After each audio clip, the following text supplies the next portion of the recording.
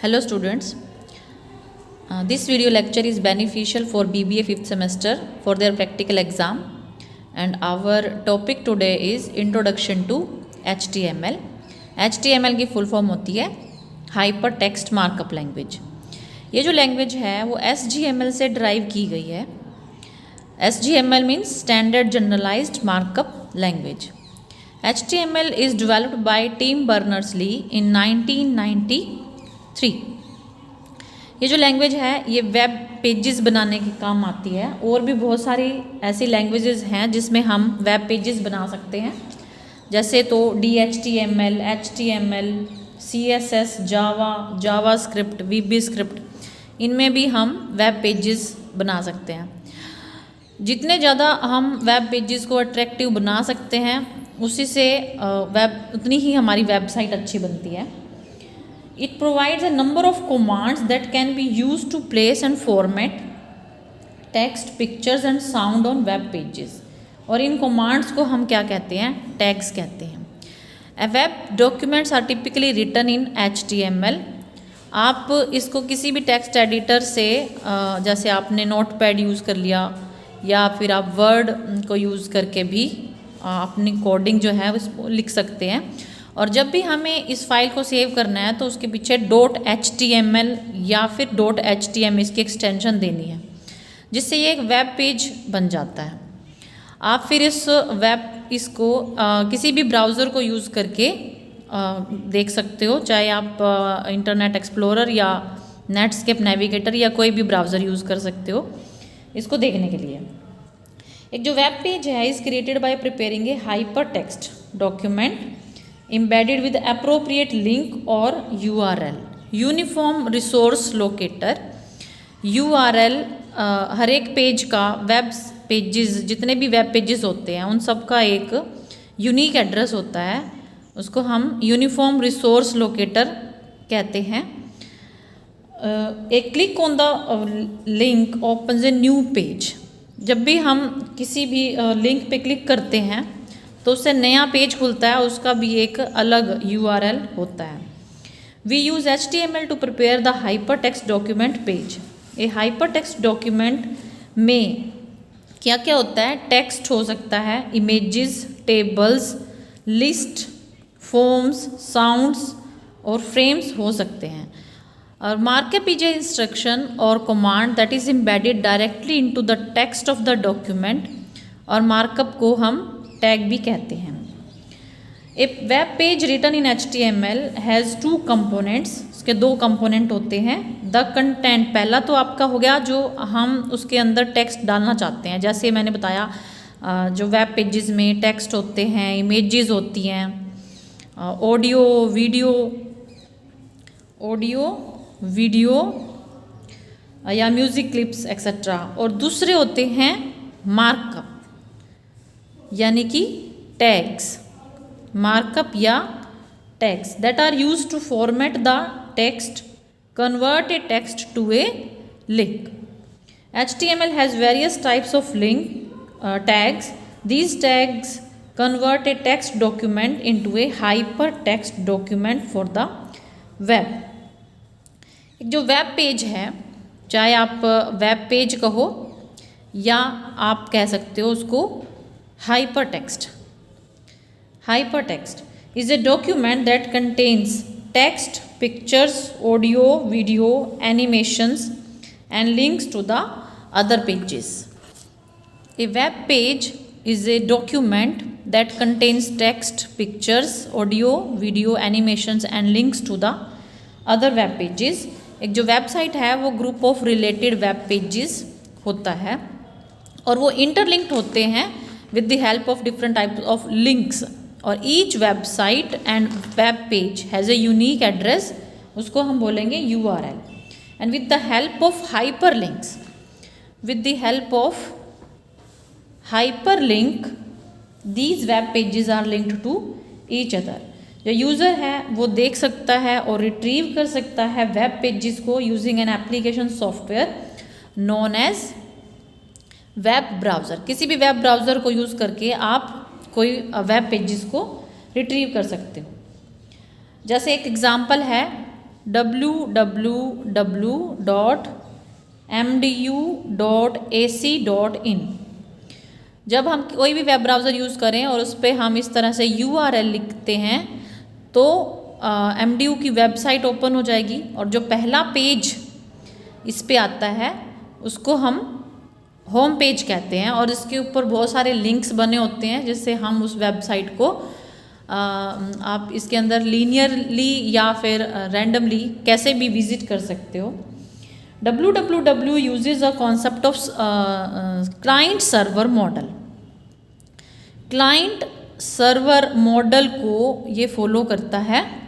यहाँ पे जो हम क्या कह रहे हैं कि जो वेब ब्राउज़र है वो एक तरह से एक क्लाइंट की तरह काम करता है और जो वेब सर्वर है जो कि हमारे डिज़ायर्ड पेज हमें हमारी स्क्रीन पर ला कर देता है, वेब सर्वर जो वो सर्वर की तरह काम करता है। तो ये जो www का कॉन्सेप्ट है ये क्लाइंट सर्वर मॉडल का कॉन्सेप्ट को फॉलो करता है। द वेब सर्वर जो प्रोवाइड करता है डिज़ायर्ड पेज वेब ब्राउज़र को। अब हम बात करते हैं बेसिक स्ट्रक्चर की। Basic structure of HTML document. इसके अंदर दो सेक्शन होते हैं। पहला होता है हेड सेक्शन और दूसरा है हमारे पास बॉडी सेक्शन।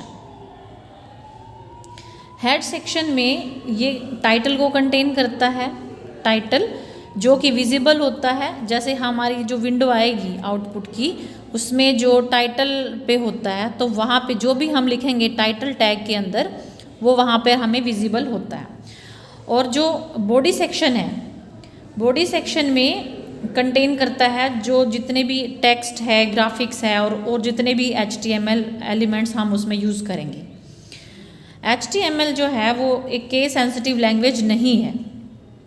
इसके अंदर चाहे आप कैपिटल में लिखो चाहे स्मॉल में लिखो, कैसे भी लिखो और मिला के भी लिख सकते हैं, तो इसमें कोई प्रॉब्लम नहीं है इसको। You can type your coding in notepad में आप अपनी कोडिंग कर सकते हो और इसका एक्सटेंशन देना पड़ेगा आपको .htm या फिर HTML और आप HTML पेजेस को किसी भी वेब ब्राउज़र को यूज़ करके देख सकते हो।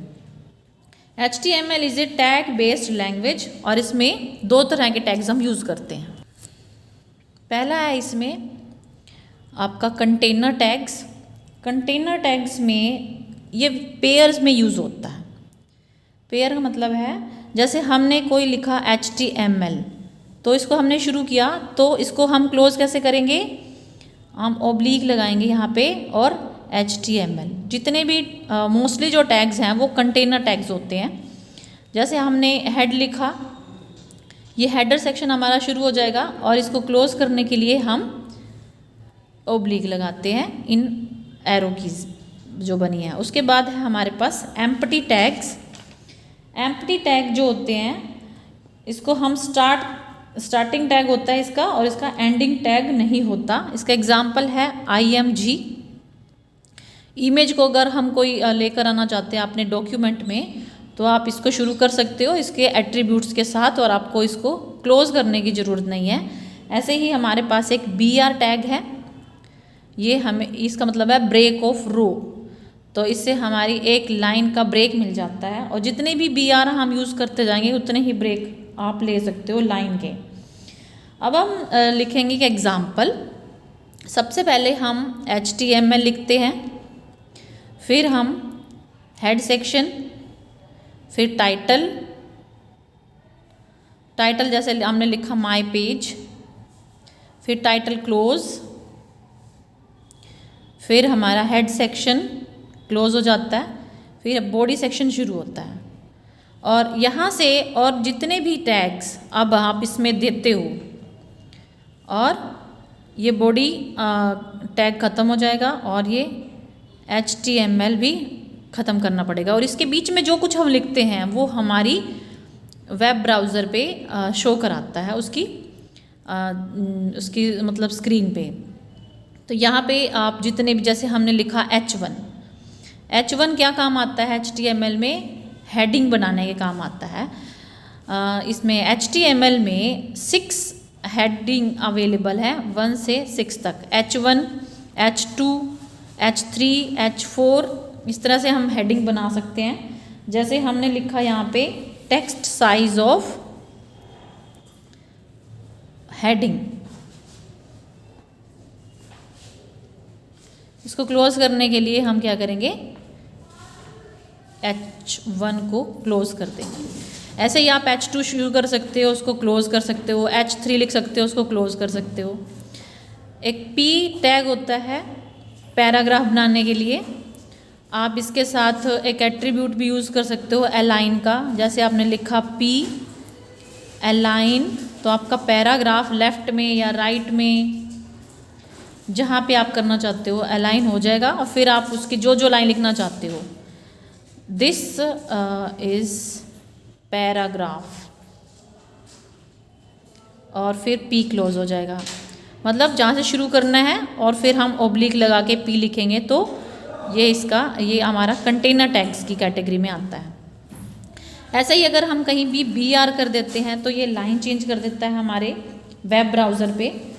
ऐसे ही हमारे पास एक है U टैग, अंडरलाइन के लिए होता है, I टैग इटैलिक के लिए होता है, और B टैग बोल्ड करने के लिए होता है। जैसे इस प्रोग्राम में हमने इसकी जो कोडिंग करेंगे वो नोटपैड में करेंगे। HTML लिखते हैं हेड टाइटल क्लोज कर देंगे, उसके अंदर हम हेडिंग लिख देंगे और हेड क्लोज हो जाएगा। बॉडी के अंदर जैसे हमने स्ट्राइक टैग लिखा तो उससे जो भी इस शुरू वाले में और जो हम इसको एंड करते हैं, एंडिंग जो टैग है उसके बीच में जो कुछ भी लिखते हैं तो वेब ब्राउज़र पे उसमें एक लाइन लग आ जाती है इस तरह से। B का मतलब है बोल्ड कर देगा, इसके अंदर जो भी टेक्स्ट हम लिखेंगे वो बोल्ड में दिखेगा, और मतलब स्टार्टिंग और एंडिंग टैग के बीच में। और ऐसे ही जो हम इटैलिक में लिखेंगे तो इटैलिक आ जाएगा, ऐसे ही अंडरलाइन आ जाएगा ये अगर हम इस तरह से लिखते हैं। ऐसे ही हमारे पास एक है SUP सुपरस्क्रिप्ट के लिए। जैसे हमें कई बार चाहिए होती है वैल्यू x की वैल्यू 3, तो अगर हम इसके बीच में लिखते हैं SUP क्लोज कर देंगे, और 3 को हम इसके अंदर लिखेंगे, x को पहले लिख देंगे, तो जो 3 है वो x के ऊपर इस तरह से पावर की फॉर्म में आता है। ऐसे ही SUB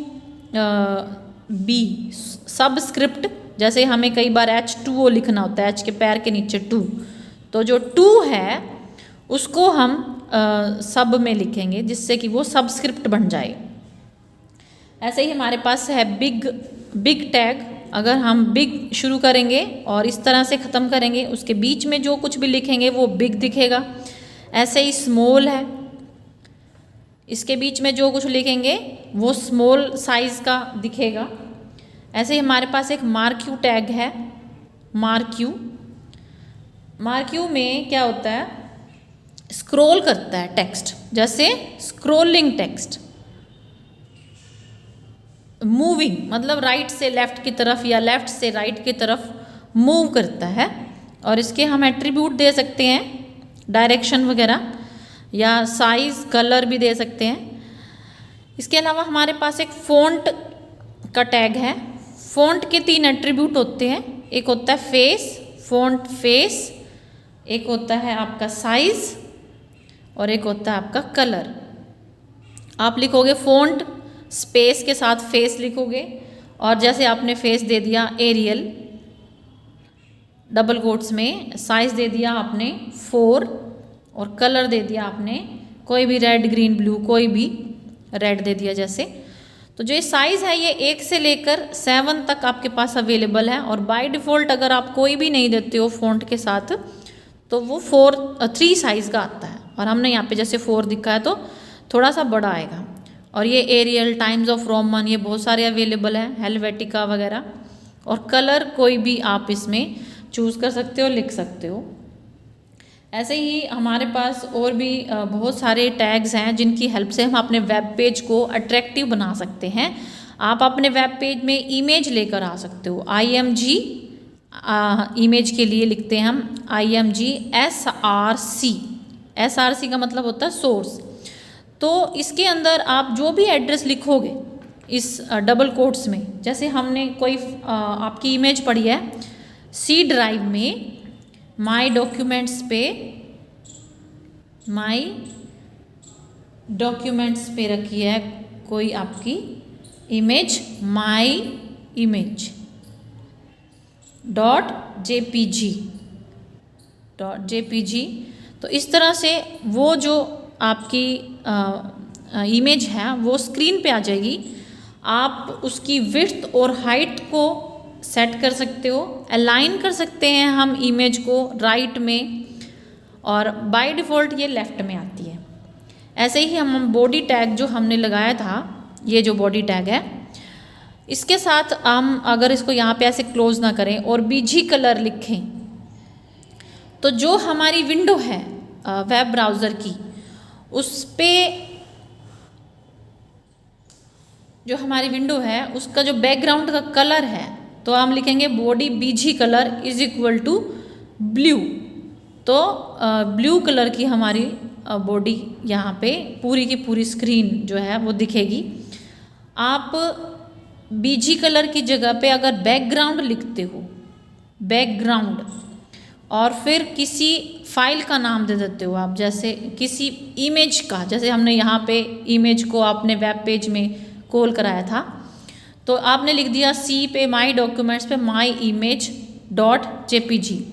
अगर हम ये देते हैं तो बैकग्राउंड में जो है वो पिक्चर आ जाती है डबल कोट्स में। यहाँ पे जो भी हम सोर्स देते हैं कि जहाँ पे ये इमेज रखी है, तो आपके बैकग्राउंड में आ जाती है वो, या फिर आप बीजी कलर लिख सकते हो तो वो बैकग्राउंड का कलर आ जाएगा। और साथ में अगर हम टेक्स्ट भी लिखें, TEXT इज इक्वल टू, जैसे हमने मैरून लिख दिया, कोई भी कलर का नाम आप लिख सकते हो, तो क्या होगा कि जो कलर है बैकग्राउंड का बीजी कलर, वो तो ब्लू आएगा, और उसके ऊपर जो भी हम टेक्स्ट लिखेंगे वो मैरून आता है। या फिर आप बैकग्राउंड में पिक्चर भी लेके आ सकते हो।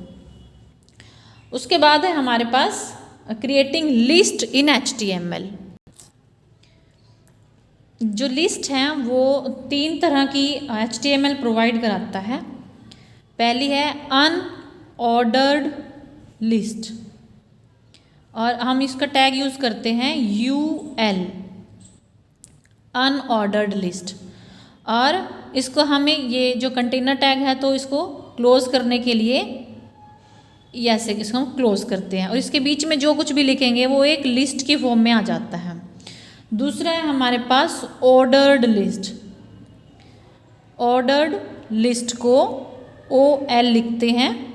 मैंने पहले भी बताया HTML जो है वो केस सेंसिटिव लैंग्वेज नहीं है, तो आप इसको कैसे भी लिख सकते हो।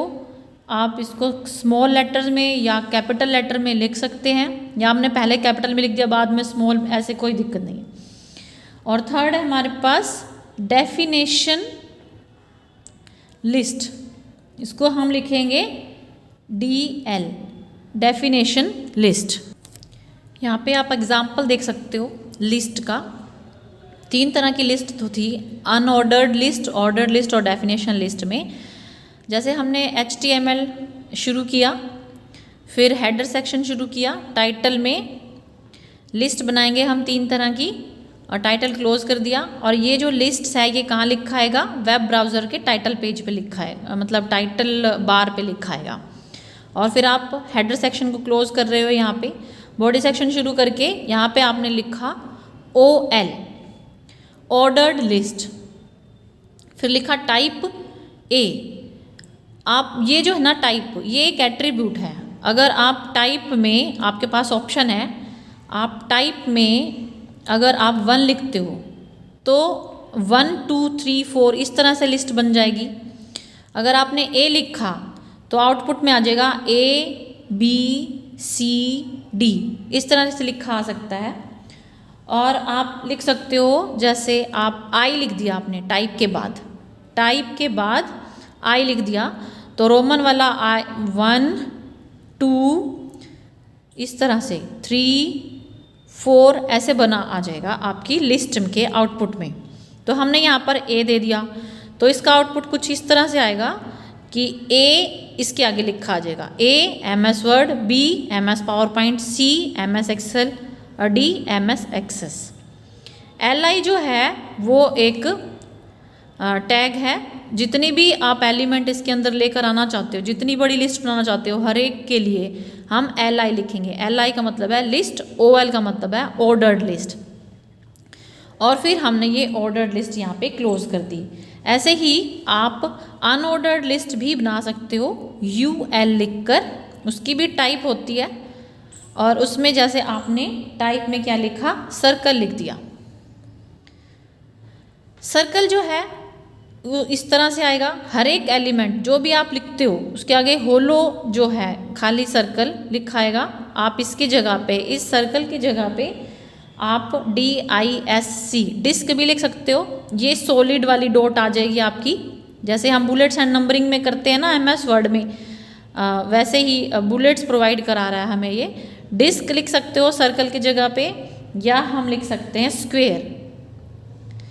ये जो सॉलिड वाला स्क्वेयर है अनऑर्डर्ड लिस्ट में, बुलेट है एक तरह से, ये हम लेकर आ सकते हैं टाइप एट्रीब्यूट की हेल्प से अपनी अनऑर्डर्ड लिस्ट में। और फिर इसके बाद भी हम क्या यूज़ करेंगे, li, और फिर हम लिख देंगे MS Word, li MS Power Point, li MS Excel, li MS Access. तो ये इस तरह से हमें सर्कल अगर है तो ऐसे करके दिखाएगा हर एक element, MS Word, MS Power Point, MS Excel और MS एक्सेस। जैसे लिखेंगे वैसा ही लिखाएगा। और अगर हमने ऑर्डर लिस्ट यूज़ करी है तो जो भी आप देना चाहते हो 1 2 3 4 दे सकते हो।